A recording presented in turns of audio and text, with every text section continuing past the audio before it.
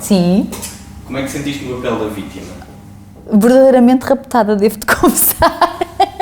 Porque entrámos no espírito todos e brincámos muito, os intervenientes da produção, mas não foi assustador, porque eu sabia que aquilo era brincadeira, mas imaginar aquele momento faz-nos pensar que há países onde aquilo acontece naturalmente e, portanto, que bom que é vivermos em Portugal e onde ainda nos respeitam, ainda não há um nível de criminalidade onde isso pudesse acontecer. Houve ali situações em que sentiste mesmo aqui?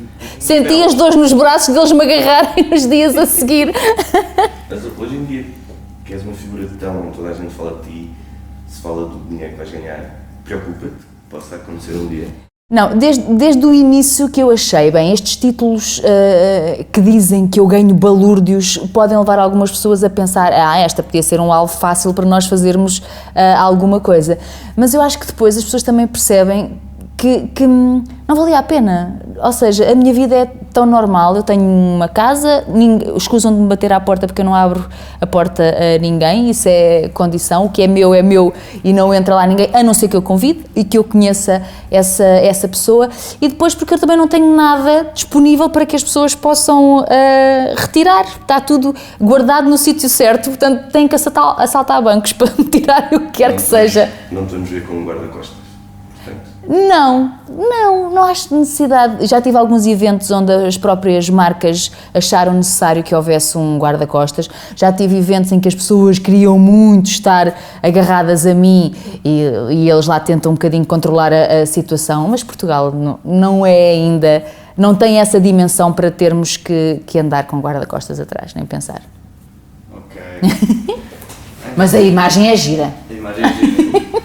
Sim, e imaginar-te naquela situação Sim. faz um bocadinho de impressão. Faz. Bom, mas vamos deixar a vítima um bocadinho de Sim. parte agora. Com tudo o que foste conseguindo na vida e na tua carreira, sentes-te poderosa? Não, eu sinto que já conquistei muito e isso é inegável, por muito que as pessoas às vezes queiram desvalorizar aquilo que eu já consegui ou que não queiram atribuir a mim e ao meu trabalho, mas sim só ao trabalho de quem me rodeia. E eu sei que consegui. Agora, de que forma é que eu me posso equiparar a uma Presidente da Assembleia da República, por exemplo? Não há comparação possível. Eu não mexo com a vida das pessoas dessa forma. Mas tens outro tipo de poder. Tenho, e isso é inegável. E o poder de ajudar os outros a evoluir e a crescer e a não ter medo, esse eu sei que tenho conquistado nos últimos tempos. Pelas mensagens que recebo de retorno e as redes sociais, que são uma coisa que eu não gostei desde o início, trazem-nos esse feedback imediato. E isso foi importante só para eu perceber de que forma é que chegava aos outros, porque quando estás numa televisão tens uma audiência que é um valor muito frio de medida, porque são pessoas que estiveram à frente de um televisor, mas tu não sabes de que forma é que chegaste até eles. E a partir do momento em que há redes sociais, no imediato, no instante, tu sabes de que forma é que a tua mensagem chegou aos outros. E por isso eu tenho recebido centenas de mensagens de pessoas que dizem que eu sou um incentivo para a própria vida delas. Se é esse o poder que eu tenho, ainda bem que o tenho e que o faço no sentido positivo, digamos assim.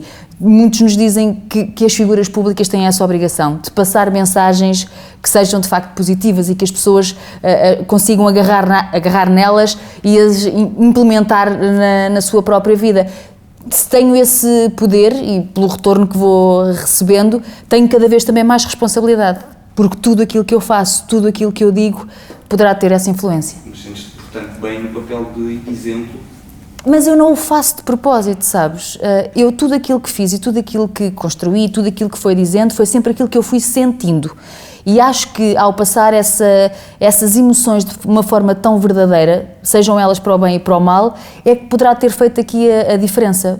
Porque de facto as pessoas acreditam em mim. Mas o feedback que tu recebes é muito mais vezes positivo do que negativo, certo?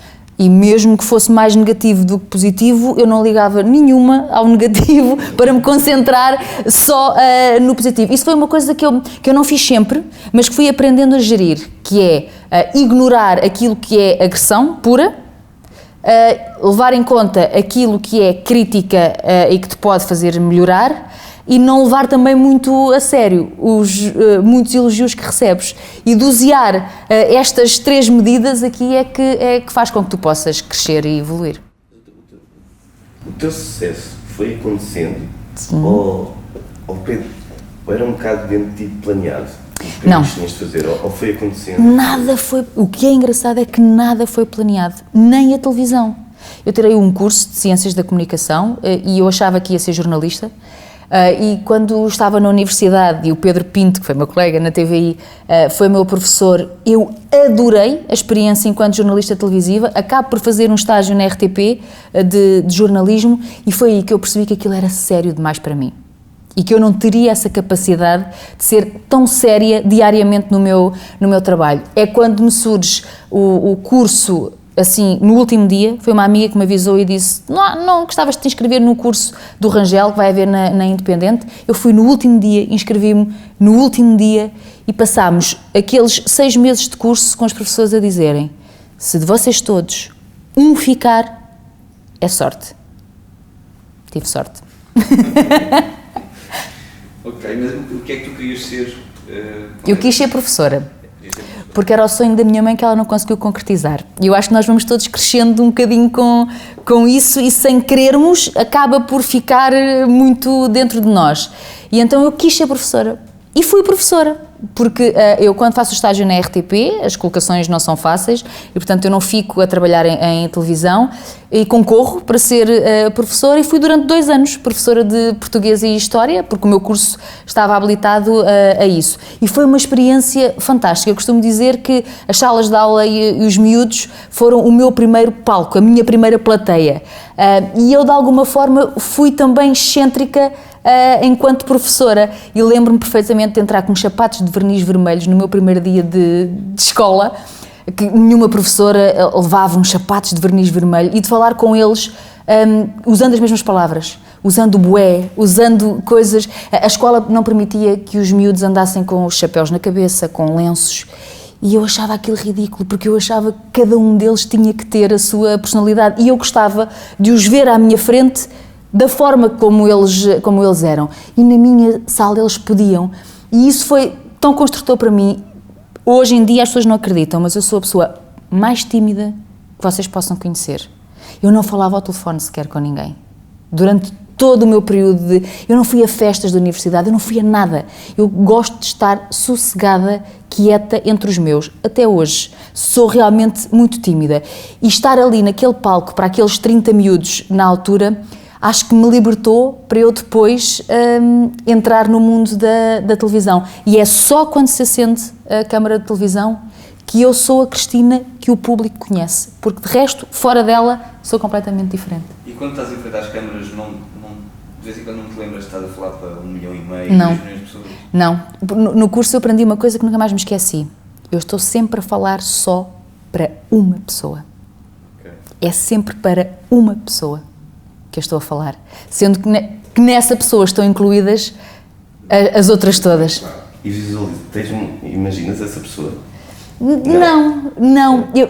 Eu, por exemplo, eu nunca gostei que ninguém da minha família fosse ver nada meu ao vivo, porque não quero, não me sinto confortável, não sei se vos consigo passar, não me sinto confortável, eu não quero, deixa-os lá estar, no sítio onde eu não estou a ver, na forma, e mesmo em casa, quando às vezes puxamos para trás alguma coisa ou está a dar alguma coisa que já foi gravada, eu não estou confortável quando alguém está a ver ao pé de mim o meu trabalho. Sentes disposta ao pé da pessoa? Sim, sinto-me envergonhada, não te sei explicar.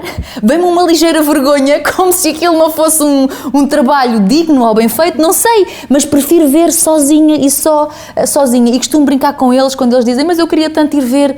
Se eu trabalhasse nas finanças, vocês iam para lá ver o que eu fazia diariamente e ninguém vai, não é? Ainda gostas de ver ou já perdeste essa... Eu vejo muito por uma questão de tentar perceber como é que estou a fazer o meu trabalho ou não. É evidente que não vejo quando estou diariamente, todos os dias da manhã. Há dias em que eu percebo que houve ali alguma coisa que não me saiu como eu queria, ou houve uma conversa mais emotiva e eu quis ver como é que isso chegou ao público. Da minha parte, da parte da realização, isso eu sou muito de controlar e de perceber como é que o trabalho todo chegou ao público. Porque, de resto, é mesmo só porque sou perfeccionista ao extremo, porque uma palavra maldita me faz acreditar que já não foi um trabalho bem feito, e é um preciosismo que eu sei que tem que alterar aqui, porque todos nós, e eu faço diretos, e faço diretos de 3 horas, e durante 3 horas é inevitável que digas alguma coisa que não te saiu bem, e só quem está lá é que percebe, e é num programa, e falo dos programas da manhã, em que eu recebo desde um Presidente da República, por acaso nunca foi, um Presidente da República, à pessoa iletrada que apenas vive da terra e que tem muito às vezes para nos dar, tanto como um Presidente da República, mas são formas diferentes de falar com as pessoas, e isso é o entusiasmante da profissão. Muito bem. Como é que foi a história da tua chegada à TV? Portanto, Sim. fizeste esse curso? Eu fiz o curso, e entretanto, nós no final do curso, houve um casting para sermos repórteres do programa da manhã da TVI, que na altura se chamava Olá Portugal e que era apresentado pelo Gocha. E eu, muito confiante, lá fui fazer o casting a achar que era escolhida. Pois não fui à primeira, pois não fui, foram sempre colegas meus à frente, e eram 2 de cada vez. Não fui à primeira, não fui à segunda, mas chamaram-me à terceira. Exatamente no momento em que o Gocha vai de férias. Portanto, eu não estive com o Gocha quando fui fazer o estágio ao Olá Portugal. Foi a Teresa Guilherme que estava a fazer as férias dele.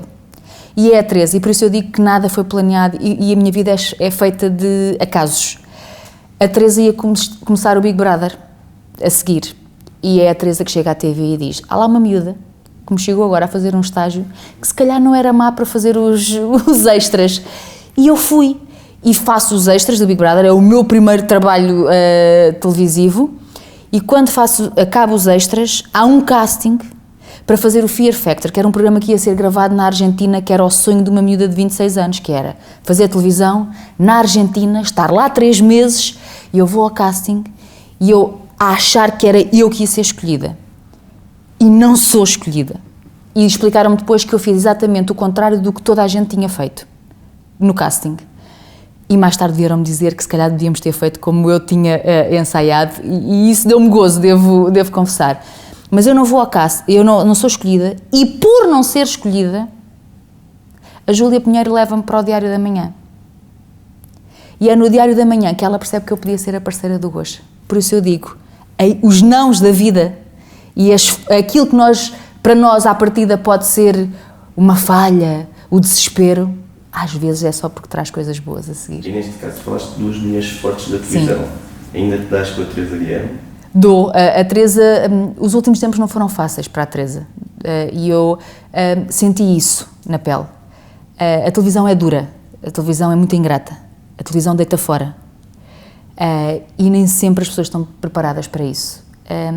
E eu tenho um profundo respeito pela Teresa e pela Júlia, pelas profissionais que são. A Teresa pelo que deu a todos nós e à televisão nestes anos todos, e a forma como neste momento não a pode fazer, porque não lhe dão espaço para que ela o faça, e tenho um profundo respeito pela Júlia, que nos últimos anos levou porrada, literalmente. A Júlia estava lá em cima. A Júlia muda de estação, exatamente como eu fiz agora. E a Júlia durante 7 anos não ganhou um único dia da vida dela. E estar ali todos os dias a sorrir da mesma forma, a trabalhar da mesma forma, a atender o telefone da mesma forma. A Júlia estar ali todos os dias, da mesma forma, com o mesmo entusiasmo, com a mesma vontade, não ganhando, porque nós somos 3 generalistas, não contando com a RTP2. Só um ganha, os outros 2 perdem sempre. E perder todos os dias é muito complicado em televisão. Na televisão criou-se muito isso, não é? Sim. Nós somos julgados. Não. Públicos, não há... Tu ou ganhas se perde. ou perdes. E há esse julgamento diário em cima de quem é considerado o topo da televisão. Pergunto para não, por causa da Júlia. Quando foi a mudança da Júlia, sim, até deram um indireto, como se não sei se lembra. Sim. O que é que sentiste na altura? Sentiste um Nós sentimos antes, e foi um sentimento de tristeza profunda. Porque foi surpreendente também, eu digo nós porque nos foi dito a mim e ao Gocha ao mesmo tempo, e foi numa gala de Natal da TV que ela nos contou. Nós já andávamos a desconfiar E foi aí que ela nos disse.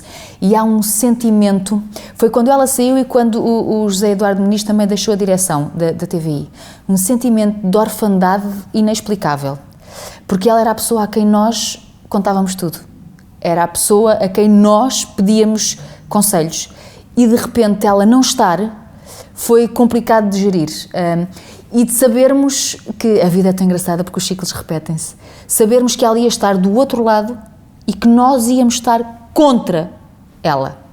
E nós nunca o sentimos. Isso foi porque nós estabelecemos na nossa cabeça que nós éramos TVI, do outro lado estava a SIC, não estava a Júlia. Estava a SIC. E estes combates que são feitos, porque são combates, ninguém o pode negar, as televisões vivem para ter audiências. E, portanto, isto é uma guerra. E estamos todos na guerra. E cada um tem as suas armas. E há alturas em que se ganha a guerra, há alturas em que se perde a guerra. E temos é que estar preparados para essas. Mas quando há essa separação, aquilo que disseste, era a pessoa que pediam conselhos. Pessoalmente, continuaram a falar e pedir conselhos? Sempre. Fomos sempre a almoçar. Não há depois o contacto diário, porque esse é impossível de continuar a estabelecer. Mas há sempre a chamada no momento em que se sente o outro mais frágil. Há sempre o almoço que combinamos para ir. E tenho pena que estes almoços às vezes sejam encarados como traições, porque a nível pessoal há coisas que não se quebram nunca. Mas que amizades? Criam. Poucas, devo-te confessar, mas as que crias são eternas. E muitas desilusões ou não? Não, porque não chegas a criar ilusões. Eu, pessoalmente, eu não crio ilusões no mundo da televisão. E sei bem distinguir os que estão para ficar e os que estão de passagem.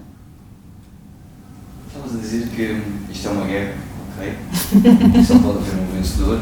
Sim. E tu com esta mudança não tens algum receio de mudar para o lado do que não é o vencedor? Se eu tivesse esse medo, estava hoje a apresentar o Você na TV ao lado do Manel. As pessoas, e eu sabia disso, eu preparei-me para as reações à minha decisão, e a minha decisão foi muito solitária. Eu não pedi opinião a ninguém, nem da família, nem a nível profissional. Não o disse a ninguém e fui eu que tomei essa decisão, e foi uma decisão muito rápida de tomar. E eu sabia, e isto eu acho que não aconteceu com ninguém. Há muitas passagens de apresentadores de canais que não são líderes para o canal que é líder. Eu não me lembro de alguém que tenha saído do conforto da liderança e do estar todos os dias ganho para o vamos lá começar do zero. E quando eu digo começar do zero, e houve algumas pessoas que disseram, mas começar do zero é perder tudo, é não ter dinheiro para nada. Começar do zero é ter uma carreira que está aqui e pôr-te a jeito, no sentido de fazes uma troca onde tens muitos riscos. Mas que são um desafio do caraças, e deixa-me usar o caraças aqui, porque o que é para mim estimulante é eu estar num sítio onde ganhava todos os dias, e isso para mim já era normalíssimo, e de repente passar para outro que não ganha há 12 anos, o mesmo tempo em que o outro é líder, e eu num projeto, e só porque o projeto é de facto tentador, pelas pessoas que lá estão neste momento, a televisão faz de pessoas, ponto, e o que é hoje pode não ser amanhã. E o que é tentador é podermos, de repente, fazer a diferença. E fazermos e construirmos uma televisão que achamos que é a televisão do futuro, digamos assim. E isso é muito estimulante para mim. E foi esse o teu principal estímulo para a mudança de estação? Foi. É o fazer o caminho todo outra vez. Sabes que as más línguas dizem que é dinheiro. Mas isso iriam dizer sempre. E como eu expliquei na entrevista que dei ao Jornal da Noite, na altura, eu comecei a ganhar muito pouco. Quando eu entro para o Big Brother, eu era apresentadora de televisão e ganhava 500 euros. E eu nunca me queixei. Eu fui para o lado do Manel, o Manel estava aqui, a nível monetário eu estava aqui. E o que é que eu fiz? Até chegar ali. E é isso que as pessoas precisam de perceber, que se fosse o dinheiro, eu ficava na TVI, eu tinha os projetos que queria, que a televisão, que a estação entendia, estava garantido, a nível publicitário era tudo muito fácil ali, e do outro lado, onde se perde. E a reação do canal que vais, de quem? Porque muitas vezes a pessoa pensa, muda-se e as pessoas estão todas de braços abertos, não há uma reação, vem-nos roubar aqui qualquer coisa, ou Não, por acaso a reação foi contrária. Nesta fase da SIC, a reação foi boa. É alguém que nos vem dar as mãos nesta fase para nós conseguirmos aquilo que queremos. Falávamos do ganhar e do perder. Uma estação que foi líder como a SIC foi. E nós todos temos a memória do período explosivo da SIC. A SIC viveu isso tudo. E de repente, à conta de um programa, mudou tudo. Que foi o Big Brother, se bem se lembram. E, de repente, uma estação que tinha vivido esta fase explosiva tem que se habituar a perder todos os dias. Mas já está farta disso. E, portanto, este é o momento de viragem em que todos queremos já fazer diferente. Recuperar aquele brilho, recuperar aquela explosão. E não tenho dúvida, e é isso que me leva, porque de todas as reuniões que eu tive, eu percebi que era esse o objetivo. Eu percebi que é isso que todos queremos ali dentro. Pode ser a tua chave para essa mudança? Eu sou uma ajuda. Posso ser a chave, mas eles são o cadeado. E só quando as coisas estiverem realmente juntas, eu sempre disse, eu não sou salvadora da pátria nenhuma, eu não vou lá para ser eu a ganhar. Agora, eu posso ajudar, e posso ajudar a fazer aquilo que eu sei, e eu só posso ir fazer aquilo que eu sei. Se vou conseguir ou não, isso é a maior incógnita do futuro. Depende da forma como o público olhar, depende da forma como o público... Nós somos, e principalmente os programas de daytime, são muito de família. E as pessoas que nos veem não nos largam. E, portanto, tu largares a tua família tem que ser porque tu tens do outro lado algo que te puxe muita atenção. E esse é o desafio. Eu mostrar que daquele lado há alguma coisa que eles agora querem lá ir ver. Eu sempre ouvi dizer sobre as manhãs, mas que é muito importante para os canais de televisão como começam as manhãs. Sim. Porque depois há uma espécie de prolongar do... Isso quer dizer que vais para o espaço da manhã? Isso quer dizer que vou para o espaço da manhã. E que o espaço da manhã é um espaço muito desvalorizado a nível de público e que cada vez mais tem uma maior importância. A TVI começava a ganhar de manhã. E depois ia por aí fora. E quem faz um programa da manhã faz tudo em televisão. Quem consegue fazer um programa da manhã, consegue fazer tudo em televisão. Eu não sei como é que trabalham os outros, eu nunca usei um teleponto na minha vida. Tudo aquilo que eu fiz durante 3 horas de televisão foi dito por aquilo que eu imaginei, que eu senti no momento, que eu pensei para aquela conversa. E dá muito trabalho. Muito mais trabalho do que aquilo que as pessoas possam imaginar. Nós nunca recebemos um autor do livro, por exemplo, sem o termos lido. Ninguém fez resumos para nós durante estes anos todos. E esse trabalho é importantíssimo para as coisas correrem bem. Tive a sorte de ter um parceiro que me deixou ser aquilo que eu quis ser em televisão. E nem sempre isso é possível. Ou tens a contracena ou não consegues chegar lá. E o Manel... E quando nós dizemos que fomos uma dupla que dificilmente nos próximos anos poderá aparecer igual, é porque nós trabalhámos juntos 15 anos e em 15 anos não foi preciso perguntar ao outro o que é que vem a seguir. Bastava um olhar para percebermos o que é que o outro ia fazer, o que é que o outro ia dizer, de que forma é que íamos encaixar os nossos discursos. Nunca houve atropelos, nunca houve zangas, nunca houve nada. E isso foi o mais fascinante e o mais difícil de largar. Isso foi o difícil de largar, pelo desafio que agora encaro. E os programas da manhã são muito mais do que aquilo que as pessoas imaginam. E os programas da manhã não são pessoas acima dos 65 anos. E nós temos centenas de fãs de 15, de 18, de 20, de 25, de senhoras de 30, de 35. Cada vez mais os horários são diferentes no país. E a quantidade de pessoas que dizia, eu à noite é quando vos vejo, porque chegavam a casa e à noite o que viam era você na TV, é inexplicável. E isso é muito bom. Eu nunca tive vergonha de fazer o programa da manhã. Nunca. E houve uma altura em que, quando eu fui crescendo, perguntavam, então e a noite? Como se a noite é que fosse o espaço de mérito em televisão. E eu sempre dizia, eu não preciso da noite ainda. Deixa-na chegar quando ela tem que chegar. Mas porquê que a noite é que tem esta coisa do espaço nobre? Porque supostamente, sim, supostamente será a altura em que mais pessoas viam televisão. Não acho que seja. Acho, sinceramente, que o mérito é fazer de 3 horas de televisão de manhã companhia às pessoas. Isso sim é mérito. Podemos presumir que o que aí vem é um programa mais ou menos no mesmo formato daquilo que estávamos habituados contigo, na manhã? Não pode, ou seja, há anos que andamos a estudar as manhãs, o público que está de manhã, a forma como eles recebem os programas da manhã. E está tudo inventado, mas nem tudo está embrulhado. E eu costumo dizer que é o embrulho que faz a diferença nos programas de televisão de daytime.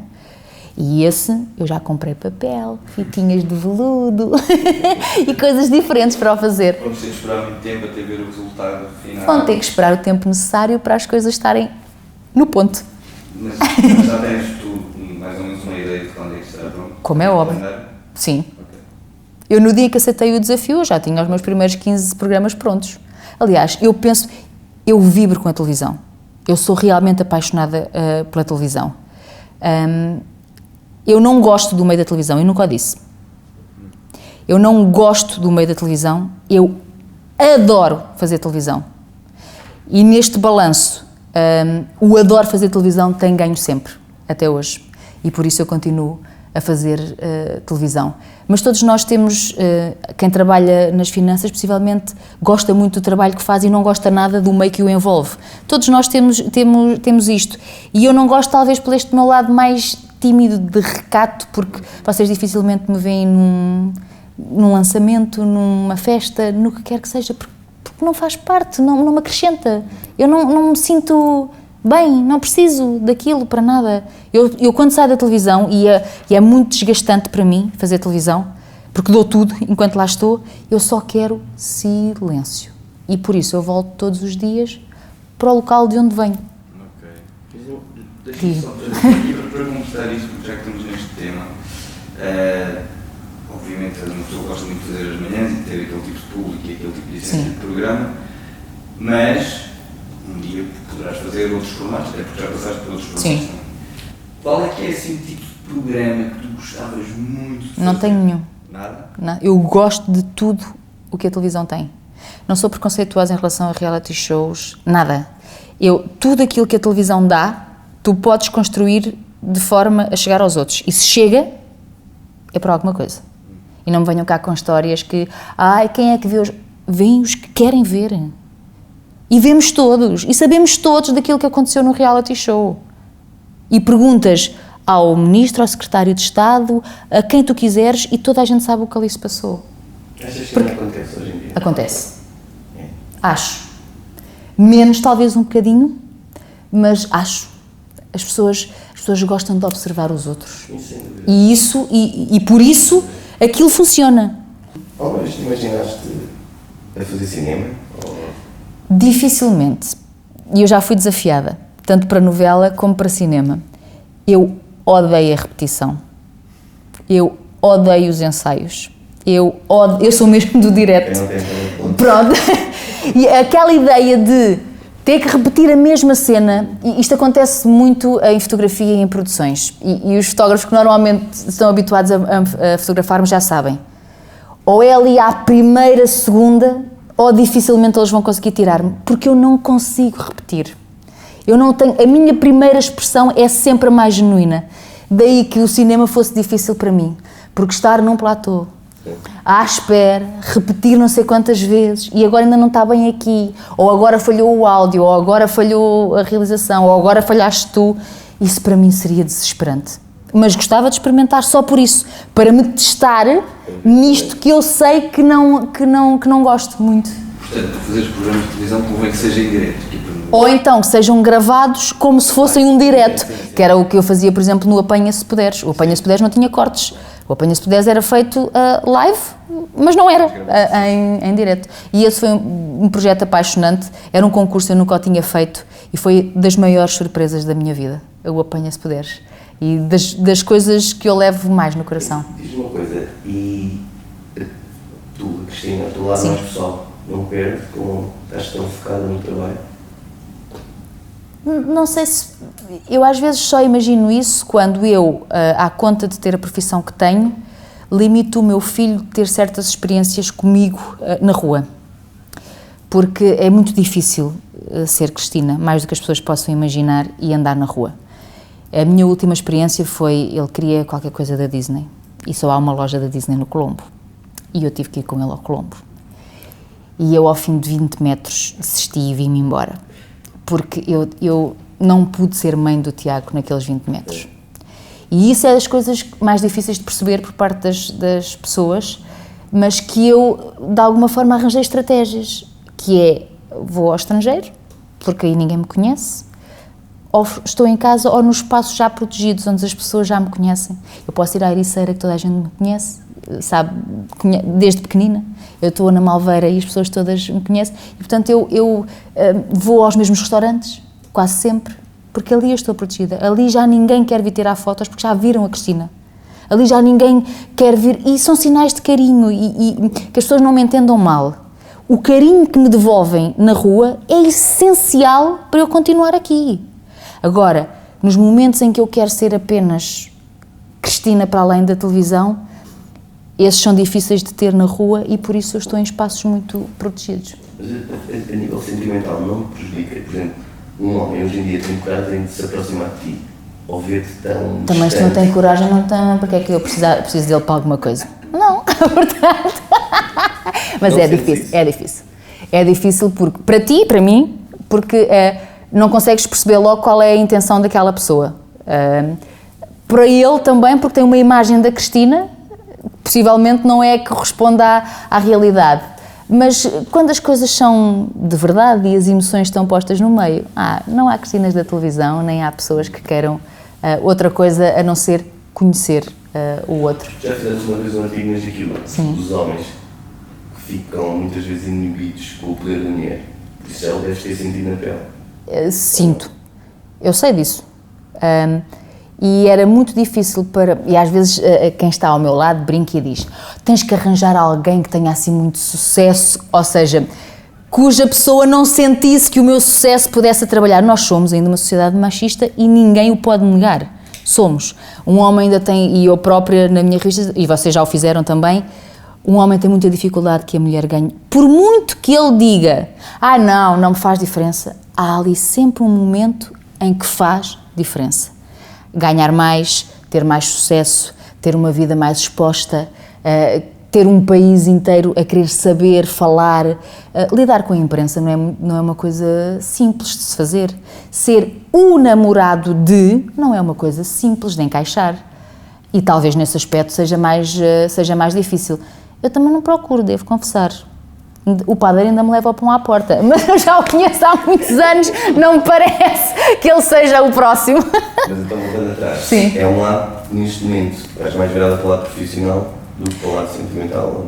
Não, eu convivo muito e eu sei muito bem distinguir. Eu, quando acabo o meu lado profissional, acabo mesmo. E as minhas equipas estão todas muito instruídas de que há aqui uma hora em que eu deixo de funcionar. A partir das 5 eu começo a largar o meu lado profissional. Isto quando começo, como é óbvio, às 7 da manhã, e há dias em que o meu chip diz: tu hoje tens de estar aqui até à meia-noite, e eu estou até à meia-noite. Mas eu sei muito bem fazer essa distinção, e quando acaba mesmo. E quando eu entro no meu espaço, não há a Cristina profissional. E as redes sociais e a internet têm sido grandes, como é que eu ia dizer, o vício de ver, de espreitar, de responder a um e-mail. Houve ali um período em que eu não conseguia gerir muito bem isso e depois percebi que isso não me estava a fazer bem e a partir daí eu disse: não há telefonemas, a não ser de emergência, não há e-mails, não há nada a partir de um determinado período. E eu entro em casa e existo eu, os meus pais, o meu filho e a minha família, e não existe mais nada. E eu acho que esse balanço é que te dá alguma sanidade mental, porque senão seria complicado. E as vistas do social, quando entra um bocadinho pela vida privada, incomoda? Ou... Já me incomoda, é assim, eu tive que deixar de me incomodar, porque senão estava lixada, e é este o termo, porque no início incomodaram muito, e naquele período da minha separação, nessa altura incomodaram muito, porque entraram não só na minha vida, como na vida de alguém que estava ao meu lado e que não merecia ter tido aquela exposição como teve. E isso incomodou-me, e isso afetou-me, e isso fez-me chorar, não o posso negar. Mas a partir do momento em que eu me encontrei e em que eu percebi que eu era a pessoa mais importante da minha vida, aí nada mais me passou a afetar. E hoje podem escrever o que quiserem, podem fazer as brincadeiras que quiserem, que me passam completamente ao lado. Aliás, houve um período em que a minha própria equipa me escondia as revistas. E eu comecei a perceber isso, e eu comecei a dizer, eu prefiro ver do que me venham contar a seguir. E, portanto, eu vejo, há coisas que à primeira linha eu percebo que não vale a pena. Há artigos de opinião que são apenas destrutivos e nada mais, de pessoas que não me conhecem, têm apenas a minha visão da televisão, e isso não me provoca nada hoje em dia. Costumas processar? Já processaste alguma revista ou não? Sim, várias. Todas aquelas, mas em Portugal, queres que eu te fale da quantidade de anos que é preciso estar até processar alguém? Mas todas aquelas que eu senti que por maldade, de facto, ou porque eram realmente uma profunda mentira e provocavam danos não só em mim, como nas pessoas que estavam à minha volta, essas eu processei. Como, por exemplo, processei uma revista que tirou fotografias à minha casa, foi à Câmara tentar perceber como é que era a minha casa, que deu indicações de quantos quartos, qual era a madeira que eu tinha usado, tudo. E isso eu não permito. É a minha casa. Eu nunca abri a porta da minha casa a ninguém. Nunca. E, portanto, e se me acompanham nas redes sociais percebem, eu nunca mostrei nada do que é meu, privado.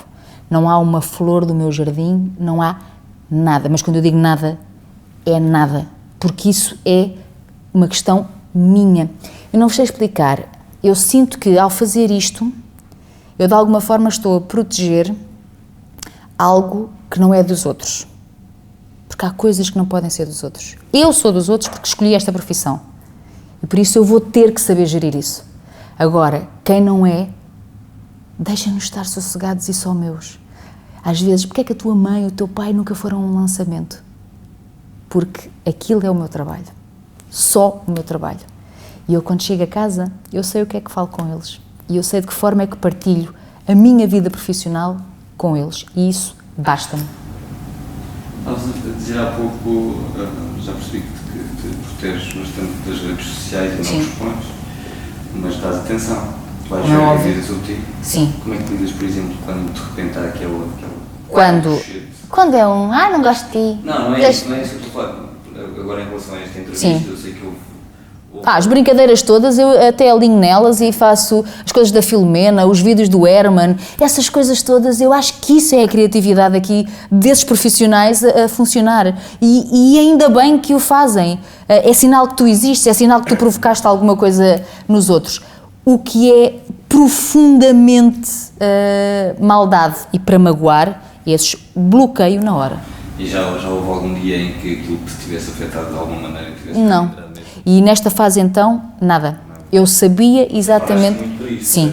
Eu sabia o que é que ia ser dito. Eu sabia o que é que as pessoas iam dizer. Eu sabia o que é que a imprensa ia dizer. Eu sabia, por exemplo, que sem saberem qual é que vai ser o meu ordenado, a primeira coisa que ia sair era um número que causasse impacto nas pessoas.